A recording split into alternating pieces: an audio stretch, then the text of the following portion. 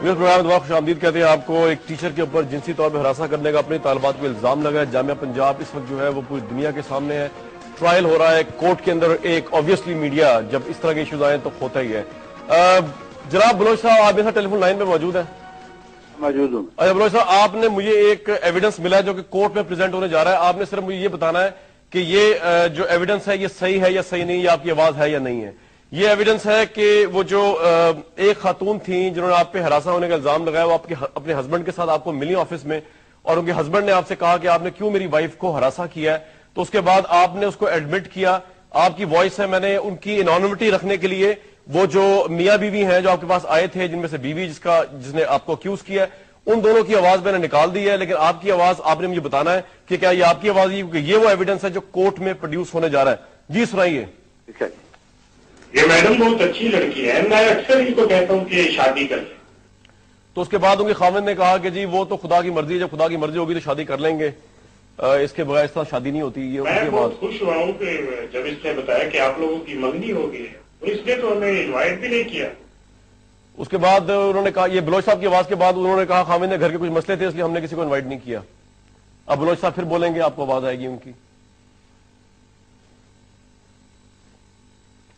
اور انہوں نے میں اس کو اکثر کہتا رہتا ہوں کہ وہ تو تم پٹھانی, پتہ نہیں ہے کیوں مائنڈ کر جاتی.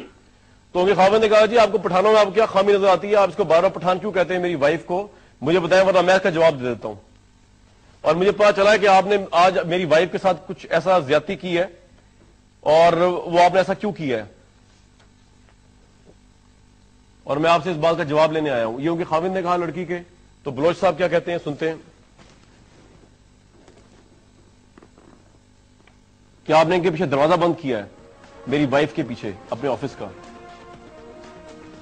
اور ان کی وائف نے بھی کہا کہ سر آپ نے میرے پیچھے دروازہ بند کیا تھا, مجھے پکڑنے کی کوشش کی. اس میں بلوچ صاحب کیا کہتے ہیں سنتے ہیں. نہیں, یہ میری بیٹی کی طرح ہے, میں اس کو کیسے کہہ سکتا ہوں. انہوں نے کہا ہسبینڈ نے کہ بیٹی اور بیٹی کی طرح بہت فرق ہوتا ہے, ایک بیٹی ہوتی ہے ایک بیٹی کی طرح ہوتی ہے, آپ اس طرح نہ کریں پلیز ورنہ مجھے قدم اٹھانا پڑے گا. بلوچ صاحب کو یہ کہا مبینہ طور پہ. اب بلوچ صاحب نے مبینہ طور پہ آگے کیا کہا سنتے ہیں. اور یہ بھی کہا کہ ہسبینڈ نے کہ میں آیا کسی اور غرض سے تھا, لیکن میں آپ کو سمجھانے جا رہا ہوں کہ میں آپ کو شکایت بھی صاحب کو کروں گا کہ آپ نے میری بیوی کے ساتھ مس بہیو کیا ہے سیکشولی طور پہ. جسٹ لائک مائی ڈاٹر, آئندہ ایسا نہیں ہوگا.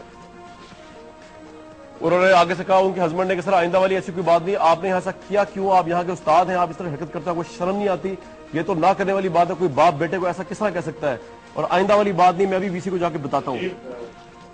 میں نے بتایا نا کہ آئندہ اس طرح نہیں ہوگا. اس کے بعد انہوں نے کہا سر آئندہ کوئی ایسی بات کی بات ہی نہیں ہے, آپ نے ایسی بات ہی کیوں کہی. یہ ان کا خاوند یہ بات کہہ رہا ہے بلوچ صاحب کو, یہ آپ کی شان کے خلاف ہے, آپ استاد ہیں, آپ کو یہ بات نہیں کہنی چاہیے تھی. تو بلوچ صاحب کیا کہتے ہیں مبینہ طور پہ. جی میں نے بتایا نا کہ اس طرح نہیں ہوگا, تو آپ بیٹی کی دھمکی کیوں دے رہے ہیں. میں دھمکی نہیں دے رہا ہوں کہ خاوند نے کہا لڑکی کے دھمکی نہیں دے رہا, حقیقت بتاؤں گا آپ کو, آپ نے اچھا کام نہیں کیا. یہاں آپ اس لیے تو پڑھنے یا پڑھانے نہیں آتے کہ یہاں آپ لوگ بیڈ روم بنا رکھا ہے, اور آپ یہاں پہ لوگ آتے ہیں اور آپ ان کو بیڈ روم میں لے جاتے ہیں.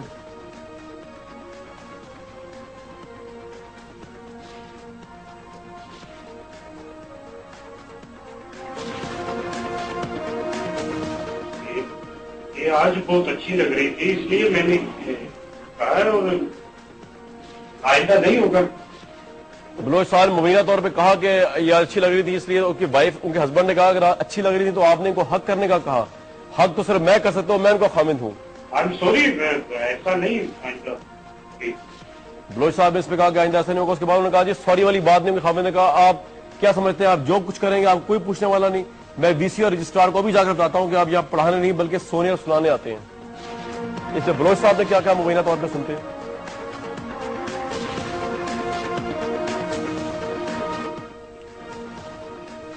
رائٹ بلوچ صاحب, یہ آپ کی آواز ہے یا نہیں. نہیں, یہ میری آواز نہیں ہے, یہ تو انہوں نے فیبریکیٹ کی ہے, میری آواز نہیں ہے. یہ آپ کی آواز نہیں ہے. آپ یہ بتائیں میں اتنے سال سے ہوں کہ ایسی کیسے باتیں ہو سکتی ہیں. اچھا آپ ان سے کبھی ملے بھی نہیں, یہ لڑکی اور ان کے خاوند سے. ابھی جو آپ نے ان سے سوال کیے تھے, میں کچھ اور باتیں تھوڑی سی کرنا چاہتا ہوں, یہاں 1 منٹ مجھے دیں. نہیں میں آپ کہتا ہوں 1 منٹ میرے ساتھ ایک تو ابرار صاحب موجود ہیں. جی ابرار صاحب آپ کچھ کہنا چاہتے ہیں.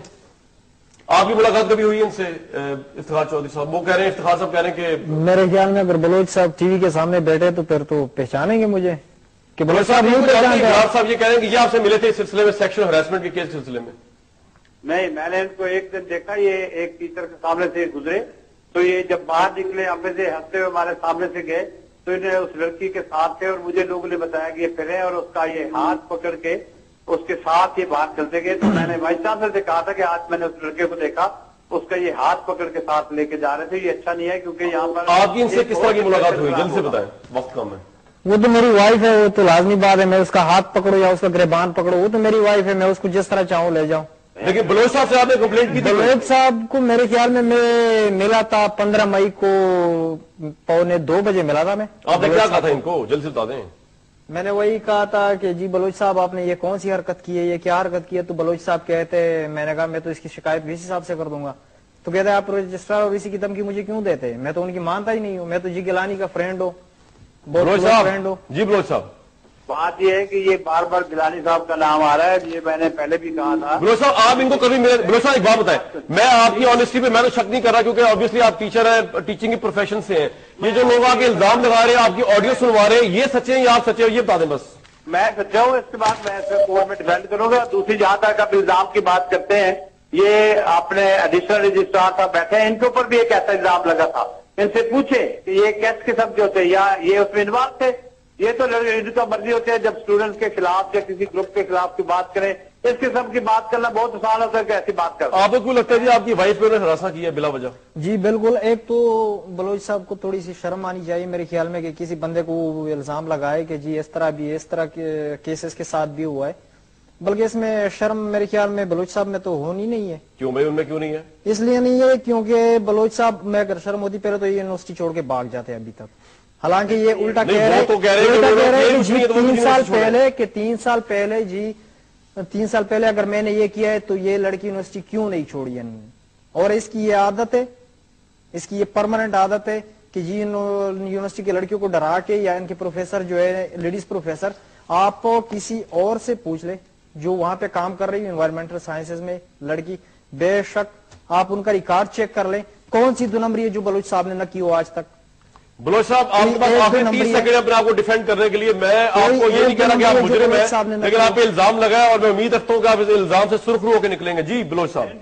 इंशाल्लाह मैं सुर्खरू होऊंगा। और मैं आपसे एक बात और कहना चाहता हूं कि मैंने जो बात की थी कि एडिशनल रजिस्ट्रार साहब बैठे हुए हैं, इनके ऊपर भी एक ऐसा इल्जाम लगा था। दूसरी बात ये मैं यहाँ आपके मीडिया से कहना चाहता हूँ कि मेरे ऊपर जो हमला हुआ है और उसके बाद अब मेरे बच्चों को या तुझको हुआ, उसकी जिम्मेदारी जो है वो पंजाब यूनिवर्सिटी की अथॉरिटीज पर होगा अगर उनको कुछ हुआ, क्योंकि मुझे थ्रेट्स लगातार मिल रहे हैं। और उन्होंने कहा ये जो अभी कहा कि यूनिवर्सिटी छोड़ के क्यों नहीं जाते, ये मैं कोर्ट में बताऊंगा कि ये क्या हुआ है, इसकी क्या पीछे। जी औरंगजेब साहब, आप क्यों थ्रेट होकर मिल रहे हैं? करूंगा जी औरंगजेब साहब, आप क्यों नहीं रिस्पॉन्सिबिलिटी से उनके डिफेंड कर रहे हैं इफ्तिखार बलोच साहब का केस? उनके बच्चों को थ्रेट मिल रहे हैं। ये बच्चों को थ्रेट वाली बात तो आज इन्होंने की, हमने आज पहली दफा सुनी है। मैं ये ख्वाहिश करता हूँ, दुआ करता हूँ कि बलोच साहब अपने आप को अच्छी तरह डिफेंड कर लें और ये जो है इनको अदालत जो है तो पाक साफ और बाइज्जत बरी कर दे, इसलिए कि पूरी टीचर्स की कम्युनिटी की जो इज्जत है वो दाव पे लगी हुई है। बलोच साहब आखिरी दफा पूछ रहा हूँ, ये आपकी आवाज तो नहीं थी ना, ये जो मैंने आप सुनवाई है? जी ये आपकी आवाज नहीं थी? मेरी आवाज नहीं थी। बिल्कुल ठीक है बलोच साहब, बहुत शुक्रिया। बलोच साहब अगर आप जो है ना वो मुजरिम साबित हो, यकीन करें मेरा सर भी शर्म झुक जाएगा, टीचर्स का भी झुकेगा, पंजाब यूनिवर्सिटी का भी झुकेगा। और ये मामला उससे भड़के है, फिर किस तरह लोग फीमेल स्टूडेंट्स को और कोलीग्स को यूनिवर्सिटी में भेजेंगे। मैं खुदा से ये दुआ करता हूं कि ये मामला जो है सिर्फ इल्जाम की हद तक हो और आप सुरखरू हो जिससे पाकिस्तान सुरखरू हो।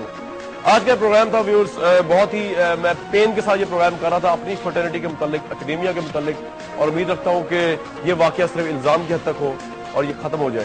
कोर्ट में इसका डिसीजन होना है। ये जो केसेट हमने प्रोड्यूस की है ये कोर्ट बेस्ड एविडेंस हम कोर्ट को पेश कर देंगे। आज फ्रंट लाइन से पहली दफा से पेश किया गया प्रोग्राम में। आज के लिए इतना ही कुछ। नेक्स्ट वीक तक के लिए मुझे कामरान शाहिद को फ्रंट लाइन पूरी टीम की तरफ से इजाजत दी।